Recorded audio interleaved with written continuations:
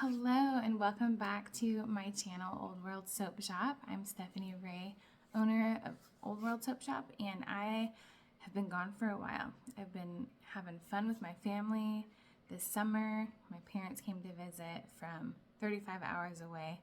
We're on opposite sides of the United States, and it's been fun. So I'm back, I'm at it. I have been making soap, I just haven't been filming it. And today I wanted to go over the most recent soap I made, which is 100% lard soap. And first off, I just want to say lard soap is made from pig fat. And it's not everybody's cup of tea, but I am not vegan, so I don't have a problem with it. In fact, pig fat and the lard and tallow is said to be really good for your skin and compatible with cells and your biggest organ of your body. So anyways, we will go into a couple of the benefits of lard soap and what I used in it and the outcome. So just a little bit, and then I'm going to show you the video that I filmed. So the lard, it's pig fat. You can either render it yourself from your own farm, or you can save up pig fat and learn how to render it yourself. There's plenty of videos online that show you how to do that. Or you could go to your local farmer and purchase some lard, or even to a butcher and ask for some pig lard. Or if you have a pig butcher, they can usually do it for you. You just ask, or sometimes they'll do it without you asking. But I did just purchase mine locally, and we don't have pigs, so I purchased mine locally. I did it like that, and what I put in my soap was I added into it some kaolin clay, some essential oils of lavender and cedarwood, and then I also added in goat milk. And so with the goat milk, the lard, the kaolin clay, I just wanted it to be a nice, mild, non-abrasive for the skin. Like, I know there's some oils that are very, very cleansing, like coconut oil. If you did that 100%, could be very, very drying. That's why you want like a 20% super fat. But with lard, you only need just the typical 5%. It's very moisturizing and conditioning. And so that at 100% with kaolin clay that affects the pH also of the soap, calms it down a bit for our skin. And that also with the goat milk just creates a nice, beautiful, creamy, conditioning bar. And now I will say this bar is not a bubbly bar. So if you're looking for bubbles, maybe add some castor oil or something, or figure out what else you can add. Maybe a lot of people add sugar to make the bar more bubbly. But this is just meant to be a very conditioning, not like a hard bar for your skin. Just conditioning, moisturizing, creamy lather. It's not bubbly. You can get a little bubble if you work, like if you have a loofah and you're rubbing that soap bar, and then you can make a really nice lather. But, and other than that, you just, like any soap, let the bar dry out in between each use in a good soap dish so that it doesn't become melty in the shower or whatever. You can also cut these bars in half if you wanted to, and let them dry out like that just to make them last longer. But this is a good hard bar. It's also a creamy bar. Okay, so enough about that. So, okay, let's see. So another thing I added for color was alkanet root powder. I wanted to make this just an all-natural bar, no fragrances or anything like that besides the essential oils of lavender and cedarwood, which really came through nicely in this bar. The kaolin clay actually helps anchor down that essential oil scent, and so I use that in all of my bars besides essential oils, but definitely I try to even put another scoop in for these essential oils. just because it does help to anchor that scent. And this scent, I've had, I have a couple bars still from 5 years ago, or 4 years ago, I guess. Yeah, 2019 when I made it. And I can still smell the lavender cedarwood. So I know that these essential oils will shine through, especially cedarwood also helps anchor. So I added the alkanet root powder because it has a lovely purple color or lavender depending on how much you use. And I was disheartened at first because when I added the goat milk into the lye water solution, you know, it turned an orangey color like it usually does, because it's kind of like the milk is burning just because the chemical reaction is hot. So then I ended up adding it into my beautiful lavender, you know, lard mixture, the oils that were melted down, and it just went from this beautiful lavender color, oh, there's a fly in here, to just this like gray color. And I wasn't happy at first. I was like kind of disappointed. It is what it is. So I just waited, and so there's two things that happened though after adding the lye. So the beautiful lavender color changed. And then the second thing while I was filming was it became very liquidy. Like I was worried that I was going to have to throw all the 17 or 72 ounces and dispose of it somehow, because it was not saponifying at all. Like there was no trace forever. Like it was the longest time I've ever had to mix. And it wasn't hand mixing. It was with my immersion blender. And so I mixed and mixed and mixed, and it was not tracing. Finally, after minutes and minutes of mixing, it did come to a very light trace, and I mixed some more and just to make sure, you know. And so I knew that it had come to trace then, and I was okay to pour. But during that time, I had to pause the video because it was just taking way too long to mix. And so I actually, I mixed so long, in fact, that I forgot to turn the video back on. So you see me pour in the lye solution, and then I pause the video, and then you see everything poured. And so I go over and I show you what everything looks like. And it's very glossy. You know, you can tell it's very, very light trace. But everything did set up nicely. Everything's saponified. And I have a couple, because I did a soap mold and then I did a bunch of flower molds. And I am actually quite pleased, I have to say, with the outcome, even though it didn't make the lavender or purple color that I had hoped for.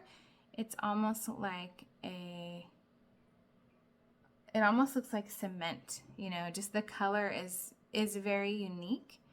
It looks like cementy or newspapery, and I'm going to show you the flowers right now, and then I'm going to go into cutting the rest of the bars. So here is what it turned out like, and I think it's beautiful. Even though it's not that lavender look, it's still very, very pretty. And you can see the alkanet root. So see, it's almost like cementy. It has the white and then kind of like the tan. It almost looks like it has a hue, maybe the very lightest hue of purple. Maybe not. Maybe it's just my imagination, because I know that that's what it's supposed to look like. So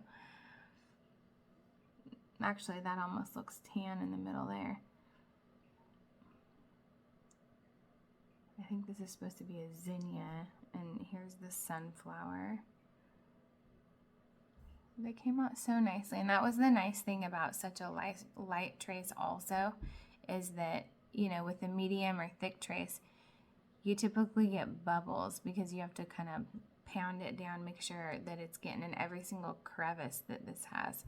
But with this, it just pours nicely into every single little crevice. And then there's this cute one with the butterfly and flower. And there's a couple more. That does have bubbles right there for some reason, but yeah, all in all, I'm very happy. Here's actually a couple more. It's a nice big bar.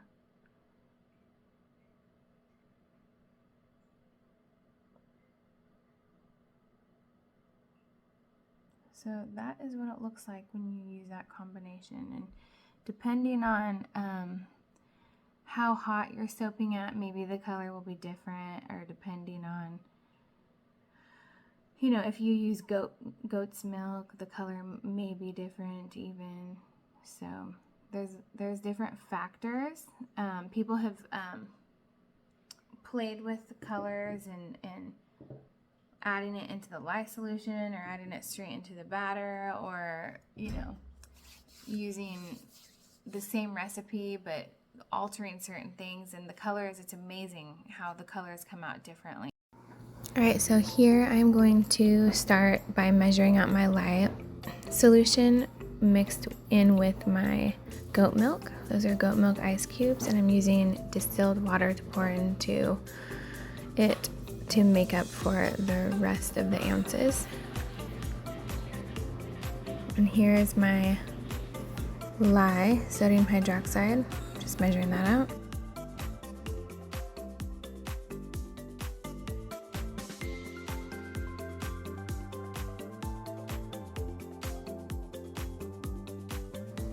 Alright, and so here I am mixing the lye into the goat milk and water solution. And you'll see it turn an orange because of that heat again from the chemical reaction. Now this is 100% lard at 72 ounces. And now here is my essential oils of lavender and cedarwood that I am measuring out right now.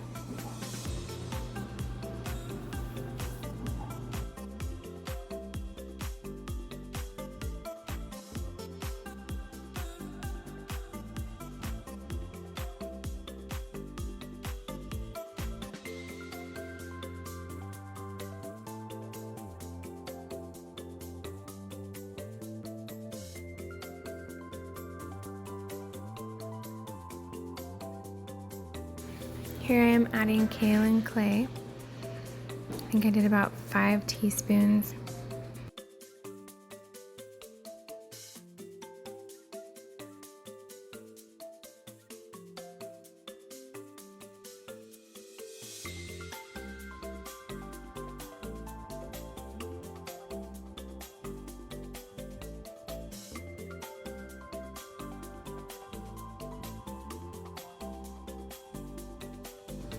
And here I have alkanet root powder. This was to color it purple, and this is the powder I was telling you about. It makes such a beautiful shade, but unfortunately it did not stick. So I'll have to try some other methods next time.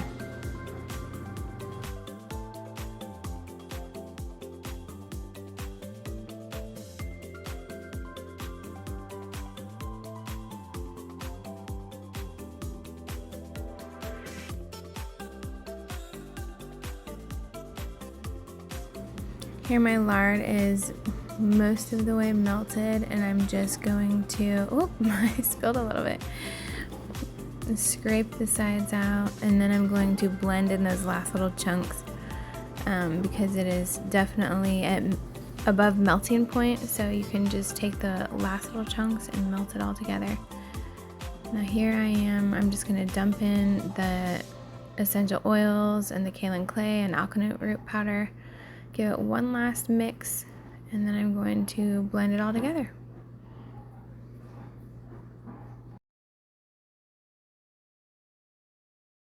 Isn't that pretty? That lavender color is so beautiful.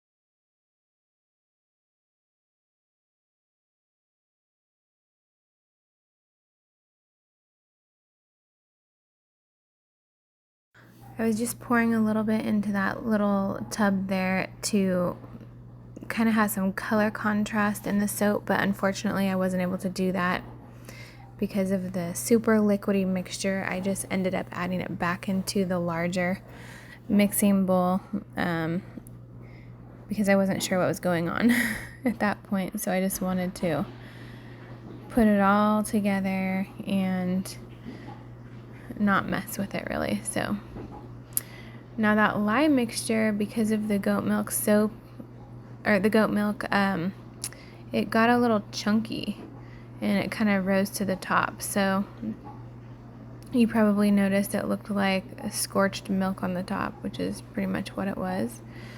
But here I'm just blending it in, and you'll see how it turns right there from lavender to like this really ugly color green. So I had stopped it, but I mixed and mixed and mixed and mixed some more, and this is what I got. And I do have beautiful bars. It all came out just fine. Okay, so here's this looks so beat up. I've lost a couple guitar strings, and I need to figure out how to put it back on. 2 days later, here ready to cut. I'm not very savvy with that kind of stuff, but I'm sure you could learn anything off YouTube, right? Okay, so I have to line it up, and then I have to go in and cut it again because of those missing pieces. Or I could just sell extra large bars, but probably not. Oh, let me show you first. The lighting is not very good, but I don't know how to make it better. Let's see. So there's the bar.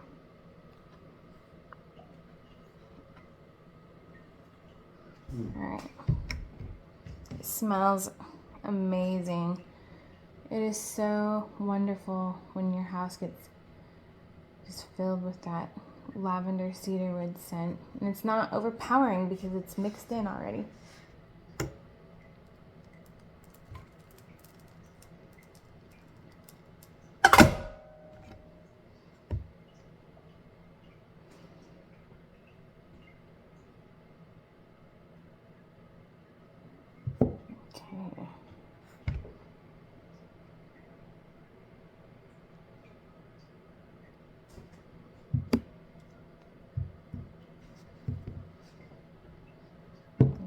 Back in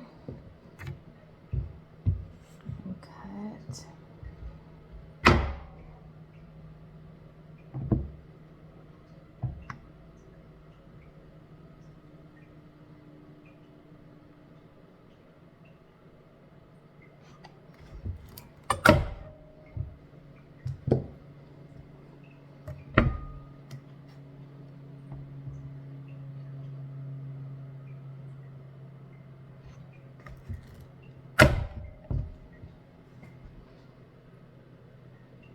Okay, so that is that. I think I really, really like the flower molds for this.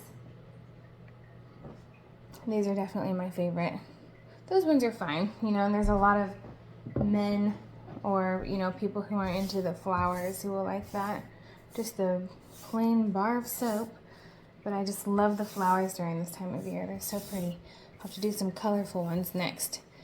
But anyways, for now, I think that's a beautiful